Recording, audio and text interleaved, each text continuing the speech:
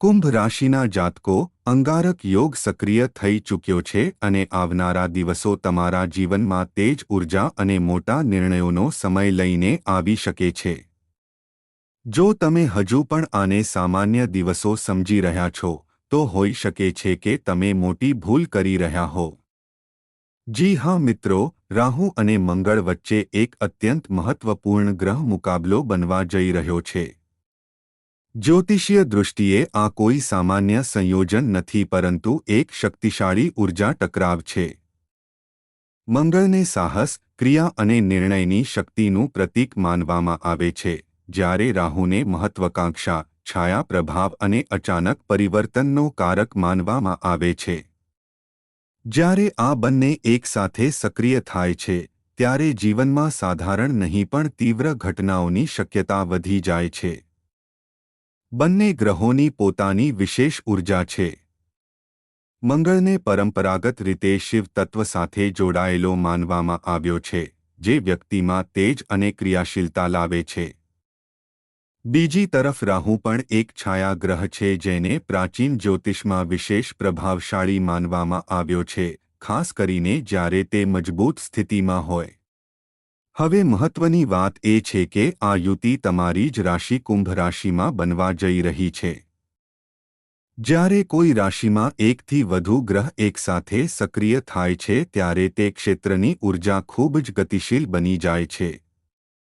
વર્તમાન ગોચરમાં ઘણા ગ્રહો કુંભ રાશિ પર પ્રભાવ પાડી રહ્યા છે અને જ્યારે મંગળ અહીં પ્રવેશ કરશે ત્યારે સ્થિતિ વધુ સક્રિય થઈ જશે. તો ચાલો પ્રિય કુંભ રાશિના જાતકો જાણીએ અંગારક યોગનો તમારા જીવન પર વાસ્તવિક પ્રભાવ શું હશે. ક્યાં મળશે અચાનક લાભ? ક્યાં સાવધાનીની જરૂર છે અને કયા ક્ષેત્રમાં ભાગ્ય પલટો લઈ શકે છે?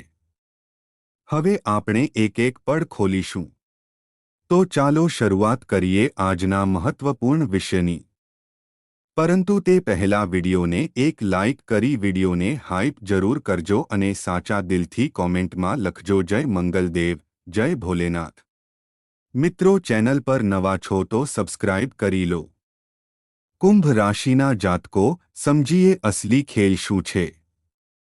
મંગળ આ સમયે શૂન્ય સર્ક પર રહેશે, જેનો અર્થ છે કે તેઓ પોતાની પ્રારંભિક અવસ્થામાં હશે. જ્યોતિષમાં શૂન્ય સર્કને નવ ઉર્જાની સ્થિતિ માનવામાં આવે છે જ્યાં ગ્રહની શક્તિ શરૂઆતના સ્તર પર હોય છે પરંતુ દિશા નક્કી કરવાની ક્ષમતા રાખે છે. બીજી તરફ રાહુ લગભગ 1-6 સર્કની સ્થિતિમાં હશે જે પરિપક્વ અને સ્થિર પ્રભાવ દર્શાવે છે. રાહુને જ્યોતિષમાં છાયા ગ્રહ કહેવામાં આવ્યો છે. છાયા એકલી પ્રભાવ નથી બતાવતી, તેને પ્રકાશ કે કોઈ ઉર્જા સ્ત્રોતની જરૂર હોય છે. હવે જ્યારે મંગળ આ સંયોજનમાં આવે છે ત્યારે રાહુની છાયાને સક્રિય કરનારી ઉર્જા મળી જાય છે. આ જ તે ક્ષણ છે જ્યારે ઈચ્છા અને ક્રિયા એકસાથે કામ કરવા લાગે છે.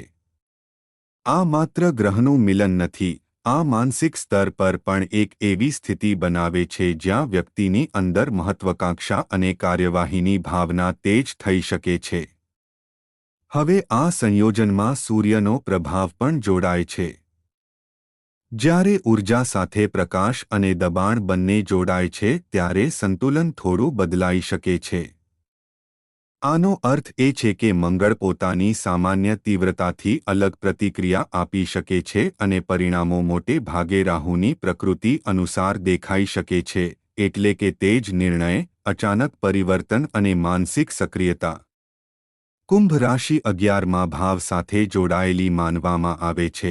આ ભાવ સામાજિક સંપર્ક, નેટવર્ક, લાભ અને લાંબા ગાળાના લક્ષ્યોનો સંકેત આપે છે.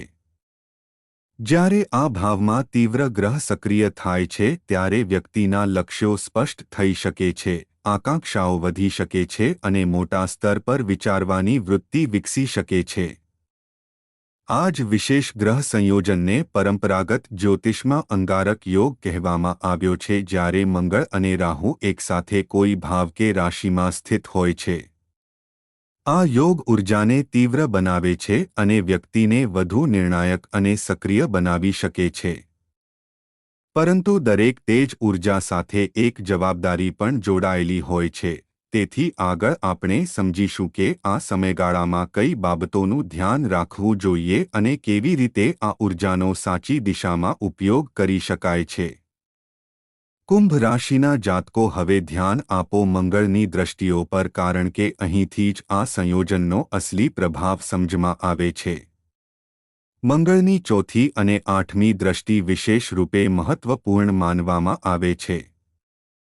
આ દ્રષ્ટિઓ માત્ર ખગોળીય સંકેત નથી, પરંતુ જીવનના વિવિધ ક્ષેત્રોમાં સક્રિય ઉર્જાનો સંકેત આપે છે. ચોથી દ્રષ્ટિ સ્થિરતા અને આધાર સાથે જોડાયેલા વિષયોને પ્રભાવિત કરે છે. આ ભાવ ઘર, સંપત્તિ અને પારિવારિક માળખાનું પ્રતીક માનવામાં આવે છે. જ્યારે મંગળ આ ક્ષેત્રને સક્રિય કરે છે ત્યારે વ્યક્તિની અંદર સુરક્ષા અને સ્થાયિત્વની ભાવનાને મજબૂત કરવાની ઈચ્છા વધી શકે છે. કેટલાક લોકો માટે આ સમય પ્રોપર્ટી સાથે જોડાયેલા નિર્ણયોનો હોઈ શકે છે, કોઈ નવું પગલું ભરાઈ શકે છે અથવા કોઈ અટકેલું કામ આગળ વધી શકે છે. પરંતુ આ ઉર્જા સાથે એક મહત્વપૂર્ણ જવાબદારી પણ આવે છે. તમામ દસ્તાવેજો અને વિગતોની સાવધાનીપૂર્વક તપાસ કરવી જરૂરી છે, કારણ કે જ્યારે રાહુ જેવા ગ્રહ પ્રભાવમાં હોય ત્યારે નિર્ણય લેતી વખતે સ્પષ્ટતા સૌથી મહત્વપૂર્ણ હોય છે.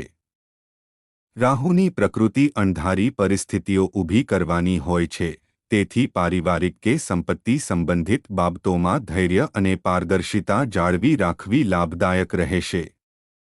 હવે મંગળની આઠમી દ્રષ્ટિની વાત કરીએ. આ દ્રષ્ટિ પરિવર્તન અને પુનઃનિર્માણ સાથે જોડાયેલી હોય છે. અષ્ટમ ભાવ જીવનમાં ઊંડા બદલાવોનું પ્રતીક છે. આ તે ક્ષેત્ર છે જ્યાં જૂની સ્થિતિઓ સમાપ્ત થાય છે અને નવી દિશાની શરૂઆત થાય છે. જ્યારે આ ભાવ પર મંગળની દ્રષ્ટિ પડે છે ત્યારે વ્યક્તિ પોતાના જીવનમાં મહત્વપૂર્ણ નિર્ણય લેવાની માનસિક તૈયારી કરી શકે છે. આ 38 દિવસનો સમયગાળો પરિવર્તનની ઉર્જાને સક્રિય કરી શકે છે. જો કોઈ કાર્ય લાંબા સમયથી અટકેલું હતું તો તેમાં ગતિ આવવાની શક્યતા બની શકે છે. અવરોધોને સમજવાની અને પાર કરવાની ક્ષમતા વધી શકે છે. આ સમય તે લોકો માટે પણ વિશેષ હોઈ શકે છે જેઓ આત્મચિંતન, અભ્યાસ કે આધ્યાત્મિક વિષયોમાં રુચિ ધરાવે છે. માનસિક એકાગ્રતા અને જિજ્ઞાસા વધી શકે છે. પરંતુ યાદ રહે કે દરેક તીવ્ર ઉર્જાને સંતુલનની જરૂર હોય છે, તેથી નિર્ણય ઉતાવળમાં નહીં પણ વ્યૂહરચના અને સ્પષ્ટ વિચાર સાથે લેવો વધુ યોગ્ય રહેશે. જ્યારે અષ્ટમ ભાવ સક્રિય થાય છે ત્યારે જીવનમાં પરિવર્તનની ઉર્જા આપોઆપ જાગૃત થઈ જાય છે. આ ભાવ માત્ર અચાનક બદલાવનો સંકેત નથી આપતો, પરંતુ તે જૂની આદતો, જૂના પેટર્ન અને મર્યાદિત વિચારને છોડીને એક નવી દિશા અપનાવવાની તક પણ પૂરી પાડે છે. તેથી આ સમયને ડરની દૃષ્ટિએ નહીં પણ પરિવર્તનની પ્રક્રિયા તરીકે સમજવો વધુ યોગ્ય રહેશે. મંગળને પરંપરાગત રીતે શક્તિ હસ્ત કહેવામાં આવ્યો છે, અર્થાત આ ગ્રહ જ્યાં દ્રષ્ટિ નાખે છે ત્યાં સક્રિયતા અને આત્મવિશ્વાસની વૃદ્ધિ જોવા મળી શકે છે. જો કોઈ ક્ષેત્રમાં અવરોધ ચાલી રહ્યો હોય તો તેને દૂર કરવાની પ્રેરણા આ સમયગાળામાં વધી શકે છે. આ જ મંગળ અને રાહુના સંયોજનને પ્રાચીન જ્યોતિષમાં અંગારક યોગ કહેવામાં આવ્યો છે. આ યોગ પોતે સકારાત્મક કે નકારાત્મક હોતો નથી, તેનો પ્રભાવ વ્યક્તિની વિચારસરણી અને દિશા પર નિર્ભર કરે છે. મંગળ આંતરિક શક્તિનું પ્રતીક છે અને રાહુ તે શક્તિને વિસ્તાર આપવાનું કાર્ય કરે છે. તેથી સૌથી મહત્વપૂર્ણ પ્રશ્ન એ જ છે કે ઉર્જા ક્યાં ઉપયોગમાં લેવામાં આવી રહી છે. જો આ સમયે તમે તમારી ઉર્જાને સકારાત્મક લક્ષ્યોમાં લગાવો છો, જેમ કે કરિયરમાં પ્રગતિ, પારિવારિક જવાબદારીઓ, વ્યક્તિગત વિકાસ કે રચનાત્મક કાર્ય, તો પરિણામો વધુ ફળદાયી હોઈ શકે છે. પરંતુ જો ઉર્જા આવેગ, ઉતાવળિયા નિર્ણય કે બિનજરૂરી વિવાદોમાં લાગે છે તો અસંતુલનની શક્યતા પણ બની શકે છે. મંગળને લાગણીઓ અને ક્રિયાનો ગ્રહ માનવામાં આવે છે. જ્યારે રાહુ સાથે હોય ત્યારે વિચાર અને પ્રતિક્રિયા બંને તેજ હોઈ શકે છે. તેથી આ સમયગાળામાં ધૈર્ય અને સંતુલન અત્યંત મહત્વપૂર્ણ રહેશે. નાની વાતોને વધારવાને બદલે તેને શાંત મનથી સમજવી વધુ લાભદાયક રહેશે.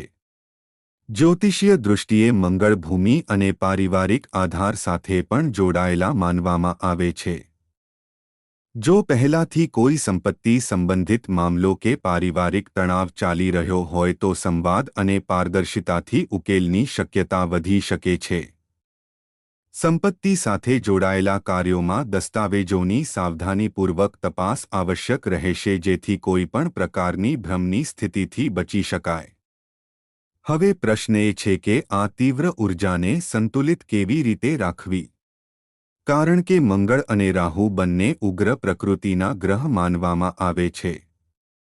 તેથી સંયમ, અનુશાસન અને માનસિક સ્થિરતા આ સમયે વિશેષ રૂપે સહાયક થઈ શકે છે.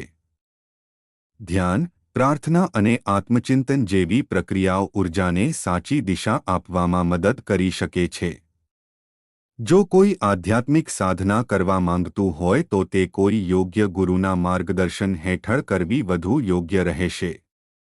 અંતે એ સમજવું આવશ્યક છે કે આ યોગ તમને નબળા પાડવા માટે નથી પરંતુ તમારી ક્ષમતા અને આત્મનિયંત્રણની પરીક્ષા લેવા માટે છે.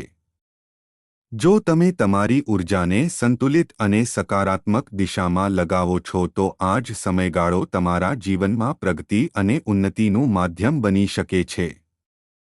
આશા છે કે આ વિશ્લેષણ તમને સ્પષ્ટ દિશા આપવામાં સહાયક રહ્યું હશે. જો તમને આ પ્રસ્તુતિ ઉપયોગી લાગી હોય તો તમારી પ્રતિક્રિયા ચોક્કસ શેર કરજો અને આગળ પણ આવા જ વિગતવાર જ્યોતિષીય વિશ્લેષણ માટે જોડાયેલા રહો. આપ સૌનો સમય શુભ અને સંતુલિત રહે.